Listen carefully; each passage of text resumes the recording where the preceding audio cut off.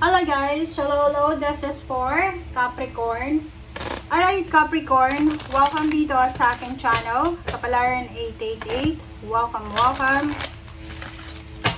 Alamin natin kung anong messages, vibration, gabay energy para sa inyong lahat. So I hope na makaresonate kayo dito Capricorn.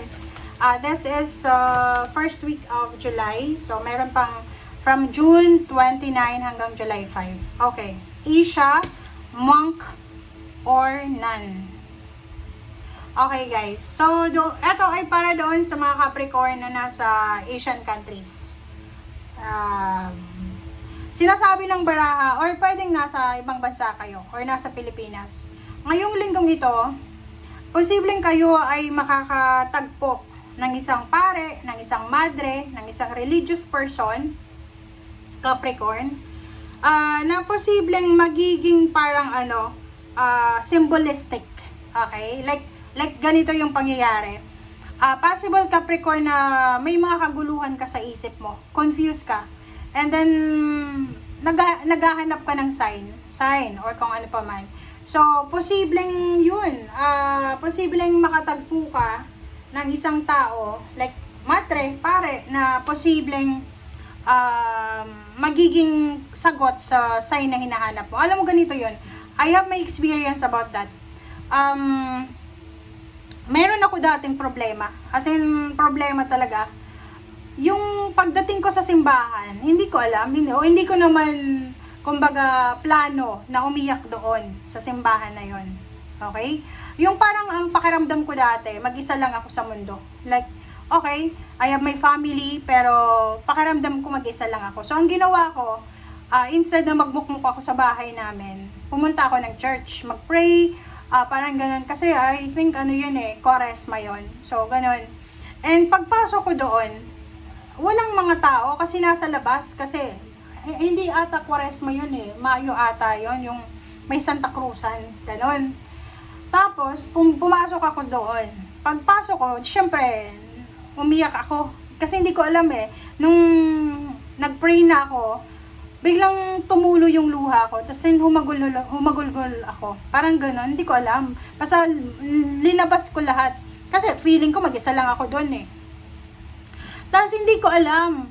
Pag upo ko ng gano'n, di ba, pagkatapos ko mag-pray, nakaluhod ako Pag upo ko, meron na madre sa likod ko. Ito talaga guys, totoo. Sa likod ko, sin sa buhok ko, may madre na nagsasalita, na nakaluhod, na nagpipray siya ng Hail Mary, full of grace, the Lord is with you, ganyan. Tapos parang kasi nung nagpipray ako, sabi ko, Lord, sana bigyan mo ako ng sign na hindi ako nag-iisa dito sa mundo. I know, alam ko na si God, na andyan siya, para i-guide ako. Pero yung time kasi na yun, feeling ko mag-isa lang ako. So sabi ko, sana bigyan mo kahit isa lang na tao. Tapos nung pag-upo ko, narinig ko agad yung sa tenga ko. Narinig ko yun, yung Hail Mary full of grace.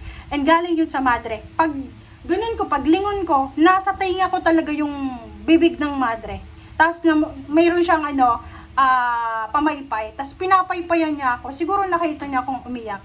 Tapos nun, after niya mag-pray, nakaupo lang ako. Tapos syempre, tumabi ako pumunta ako sa gilid kasi maabala ko siya kung yung buhok ko, yung mukha niya nasa buhok ko.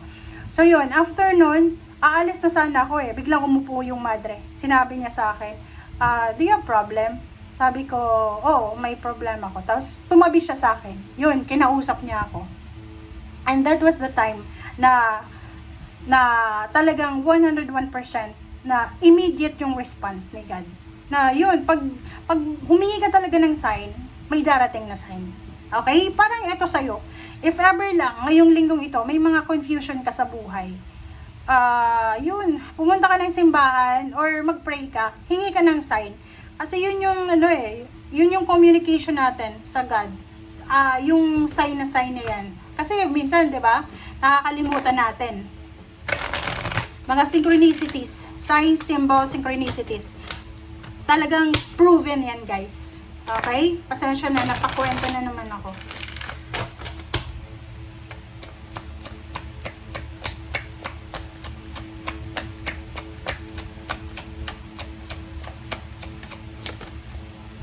Alright, So, 0 new beginnings. Wow. So, dito sinasabi ng Baraha Capricorn, the universe will grant you the blessing to start over. Okay? Ganun naman talaga. Everyday is a blessing. May magagawa tayo everyday. So, wag kayong mawala ng pag-asa. Okay? So, this week, sinasabi ng Baraha, kung hindi naging maganda hindi naging maganda yung last week, this week daw ay magkakaroon ka ng pagsisimula. So, kung nasaktan ka last week or may mga rejections na nangyari, huwag kang mag-alala kasi this week daw ay you have the opportunity, you have the ability to start over. Okay?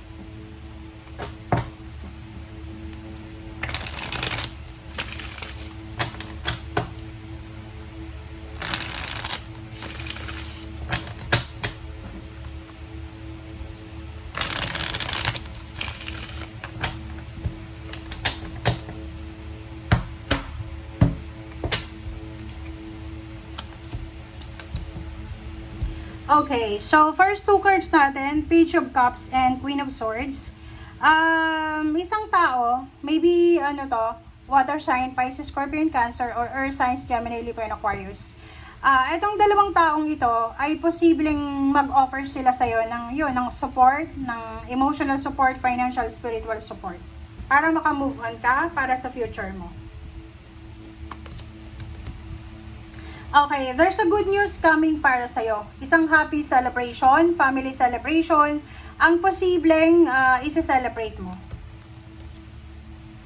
Magician and the Nine of Swords. So, kung makikita mo dito, sinasabi ng Baraha sa'yo na this week, kung ano man ang rason ng pag-iyak mo, kung ano man ang rason ng stress mo, ng heartaches, ng pain, ng losses, sinasabi ng Baraha sa'yo, huwag kang mag-alala kasi makaka-recover ka ng mabilis dito.